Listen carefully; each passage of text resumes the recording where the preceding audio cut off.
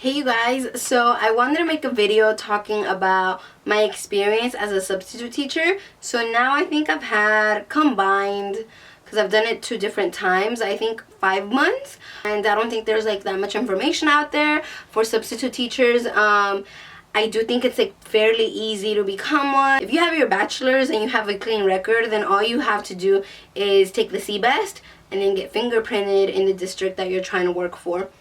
So it's actually pretty easy. I think first of all I should tell you guys that I don't really enjoy being a substitute teacher, and it's mostly because I don't want to be a teacher and I don't really want to go into education. I think I've always wanted to pursue a career in the legal field, so for me this is work that I'm doing in between jobs and while I figure a few things out. But it's mostly because that's not the area that I want to practice in. Like it's not my interest, not my passion, and it definitely makes me respect teachers a lot more. But I did want to say it's kind of easy money. Like you're essentially there making sure that they're safe and looking out for their well-being. Pretty much all you have to do is follow the instructions the teacher leaves for you, and really you're not the teacher, so you don't really have to enforce anything or discipline. Sometimes kids will be disrespectful, but like for the most part I let them do their thing. Like the teacher's not there. If sometimes they deserve a break, right? It is pretty easy money, but I did want to touch on a few things because there are a few things that are kind of disheartening, and it sucks because I think some of these things are things teachers have to deal with almost every day. Like one, I don't know how they do it when kids are so behind. Like they're clearly not all at the same level in a particular class, and I remember like having someone read to me like they needed help, so I was like, oh yeah, read me the sentence, and they struggled a lot to read, and it was kind of sad. And I've been in math classes where the kids don't know what they're doing. They don't know how to multiply, and they're in high school and they should know this. So it kind of makes me wonder, what were they doing in middle school, or do they need extra support? Are they not getting it? Like what's going on?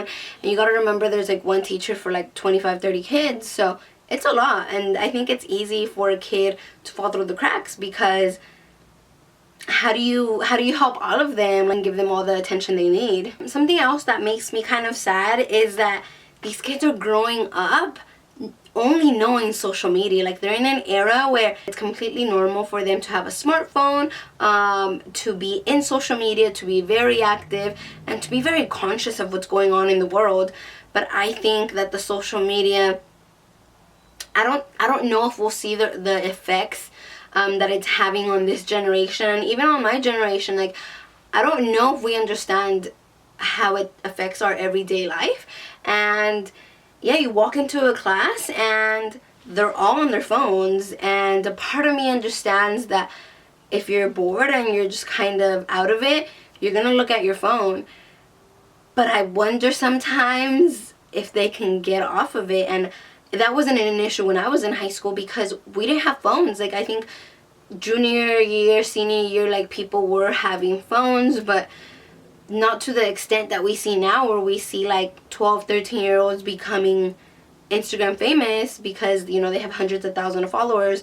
But yeah, it's really interesting. And even though I think this generation, because I don't want to be rude, right, but I think that they're very aware and they're very conscious and very smart too. So I think it's hard to dismiss any of their opinions because they're young adults with access to all kinds of information because Google's at their fingertips, right? A part of me feels for them because I don't know how that's gonna affect them and how that's gonna affect their education. Like always being so zoned into social media. Now I'm not trying to say other people aren't, but I just see that it's different because they're high school students, but they were raised on it. Like iPads and phones being handed to them since they were kids have been a norm for a lot of them. So I just find that interesting, and just, I don't know, I don't think I could be a teacher because I would be like studying the students, and that's not right, you know? Like a person's supposed to be teaching them. My experience for the most part has been really, really good.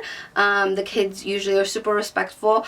Obviously I'm nice to them, I smile, you know, I try to be pretty chill with them. I feel like teenagers always have a lot of people like throwing orders at them and telling them what to do. And honestly, I'm just there for the day, for the period, just to cover for the teacher. So I don't make a big deal out of it. I take attendance, give them instructions, and kind of walk, and I kind of just walk around. I really don't do a lot other than like asking them if they need help and trying to keep them on task.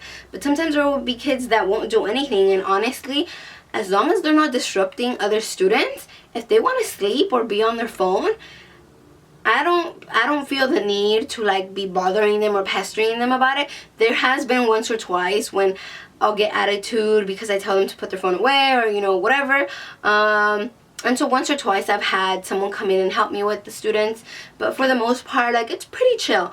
And I would recommend this job for people that that do want to become teachers, and like you're fresh out of college and maybe you didn't go straight into your master's in teaching credential program, so you have some time. And I think being a substitute helps build a lot of skills, like a lot of patience, and just, you know, being organized, and like having to deal with so many people because you have 30 students every hour for 5 or 6 periods. So that's a lot of kids. I also recommend it for people that are in between jobs, or anyone that's just interested in like working with youth. I think that if you can handle being in a room with kids that do not know you, and you know, keep your composure and enjoy it and be happy, and you know, actually have conversations with them, I think that'll show you a lot and give you a lot of perspective. And then lastly, I would also recommend this for anyone who's going to school at night or doing a part-time program, because the hours are super flexible. Like, if you think about it, it's kind of like an 8 a.m. to 3 p.m. job, but a lot of teachers have prep periods in between or at the end of the day, so sometimes you can leave a little earlier. If you're already a substitute or you're thinking about going into it, I would recommend to remember that at the end of the day, these are just kids, and they also have bad days and good days, and it's really not a big deal, you know. Like, I would recommend to not stress over it a lot. If the kids are terrible, you really never have to see them again, because it's your choice, to what classes or what schools that you substitute for. So I would say just take a deep breath, give them a smile, maybe walk around the classroom. But I can only imagine, like, I feel caged in, so I can only imagine how these kids feel. So yeah, just take a breather if like you're already a substitute or you're going to become one, and you end up facing a situation where you're really stressed out and you're just irritated and you're so done. It's happened to me once or twice, and honestly, just remember they're people too, and sometimes they don't know how to control their emotions, or they don't understand they don't understand the consequences or the weight that their words carry. But you know, they're not dumb. They can read you. They can read the situation. I would say to try to stay as calm as possible. And honestly, a period is only like 50-55 minutes, so it'll come to an end eventually. Don't worry. And of course, you can always leave the teacher a note. Usually if the kids are really good, I'll like on a post-it note write that her kids were great. But for the most part, it's, you know, there's not a lot of big issues. I think that being a substitute has taught me a lot, and I feel like I'm very patient, considerate, and thoughtful now, because, you know, I wouldn't want to scar them by saying something mean. So yeah, I might continue being a substitute for a few more months. I'm not sure, but I would recommend it, and I think it's easy money and it's a pretty flexible schedule, so I think a lot of people can benefit from that. But anyways, I hope you liked the video and that you learned something new from it. I'll see you in my next video. Bye bye.